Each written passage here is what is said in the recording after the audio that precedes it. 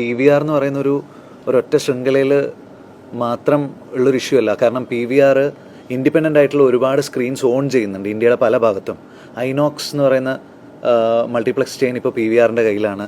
അതുപോലെ ഇന്ത്യയുടെ പല ഭാഗത്തുള്ള കുഞ്ഞു തിയേറ്റേഴ്സ് ഇവർ കയ്യിൽ വെച്ചിട്ടുണ്ട്. ഈ തിയേറ്റേഴ്സിലൊന്നും നമ്മുടെ സിനിമകൾ ഇപ്പോൾ ഇല്ല. ബ്ലെസ്സി സാറിൻ്റെ സിനിമയില്ല, വർഷങ്ങൾക്ക് ശേഷമില്ല, ആവേശമില്ല, ഇതൊന്നുമില്ല. മഞ്ഞുമൽ ബോയ്സ് ഇല്ല. മഞ്ഞുമൽ ബോയ്സൊക്കെ ഇപ്പോഴും പല സ്ഥലത്തും കളിച്ചു. ജയ്ഗണേഷ് ഇല്ല. ജയ്ഗണേഷിൻ്റെ ആളുകൾ ഇവിടെ എത്തിയിട്ടില്ല. അതുകൊണ്ടാണ്. അപ്പോൾ ഈ തിയേറ്റേഴ്സ് ഒന്നും നമുക്ക് അവൈലബിൾ ആവുന്നില്ല. ഒരു തിയേറ്റർ ലോയൽറ്റി എന്ന് പറയുന്നൊരു സംഭവമുണ്ട് പ്രേക്ഷകന്. അതായത് അവനൊരു തിയേറ്ററിൽ പോകുന്ന സമയത്ത് അവരുടെ വീടിന് തൊട്ടടുത്തുള്ള തിയേറ്റർ ആണെങ്കിൽ അവന് സൗകര്യമാണ്. ഇപ്പോൾ ഫാമിലി ആയിട്ട് പോകുന്ന ആൾക്കാരെ സംബന്ധിച്ചിടത്തോളം ഒരു ഈവനിങ് ഷോന് അവർ ടിക്കറ്റ് ബുക്ക് ചെയ്യുന്ന സമയത്ത് അവർക്ക് ആ ഷോ കഴിഞ്ഞതിന് ശേഷം ഒരു 9-9:30 ആകുമ്പോൾ വീട്ടിൽ തിരിച്ചെത്തണം, മക്കളെ കിടത്തി ഉറക്കണം. ഇങ്ങനെ ഒരുപാട് കൺവീനിയൻസ് നോക്കിയിട്ടാണ് അവരൊരു തിയേറ്റർ പിക്ക് ചെയ്യുന്നത്.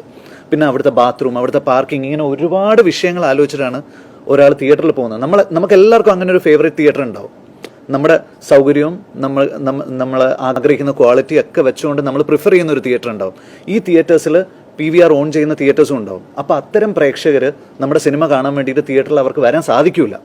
അവരുടെ ഇൻകൺവീനിയൻസ് കാരണം അവർക്ക് വരാൻ സാധിക്കില്ല. ഈ പ്രേക്ഷകരെ മൊത്തം നമുക്ക് നഷ്ടപ്പെടുകയാണ്.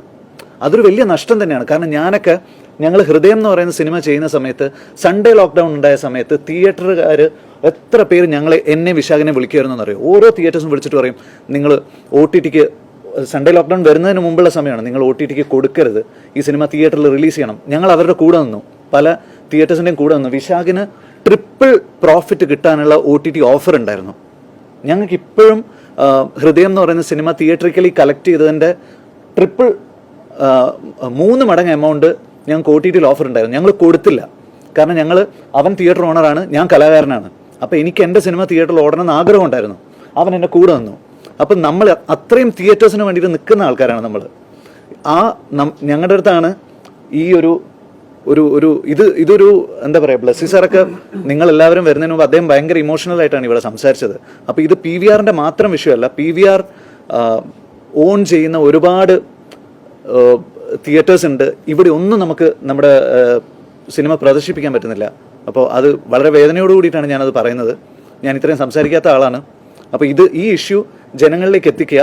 ഇതൊരു പണമുണ്ടാക്കുന്ന ആളുകളിൽ നിന്ന് സംസാരിക്കുന്ന കാര്യമല്ല. ഇത് കുറേ കലാകാരന്മാരുടെ പ്രശ്നമാണ്. അത് ആ രീതിയിൽ തന്നെ പൊതുസമൂഹം എടുക്കണം എന്ന് ഞാൻ പറയുകയാണ്. Thank you.